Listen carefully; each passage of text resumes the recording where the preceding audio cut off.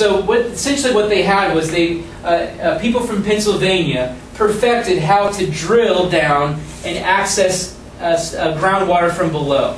They really initially started with mining, so creating drills to mine deeper there in Pennsylvania. And so they took that technology. We continue to be in the world's global superpower in mining technology, but they came out to the Great Plains, took that same technology, drilled down deep, and came across, wow, there's a ton of groundwater right underneath the Great Plains. And so when we think about these areas there in the west, how do they get water? How do they get water in such a dry area? They got it from underneath them.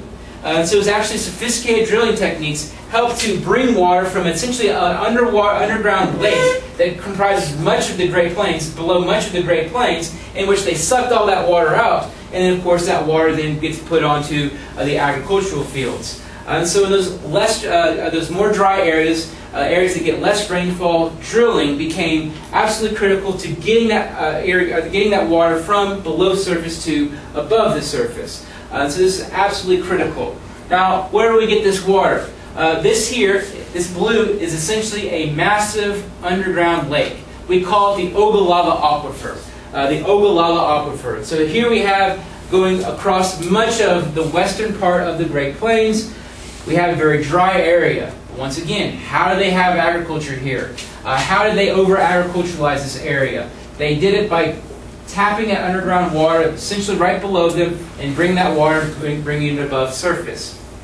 Problem with this, you have this underground cup of water. This underground cup of water, so that water is removed from that cup. Over time, though, water isn't filtering through, like a Brita, isn't filtering through back through the cup. And so what's happening is the amount of water here is depleting, and it's depleting very quickly. And so a major problem right now is the fact the Ogallala Aquifer is shrinking and nearly half the size that it once used to be. Why is that a key concern? If you're in Nebraska, your whole living has been bringing up that water from underneath, bringing it to the surface. Now it's dried out. Boom. And so of course we're going to understand why this area has become heavily aquifered. So that water is being pumped out at a very fast rate, particularly in those areas where they try to grow a lot of corn.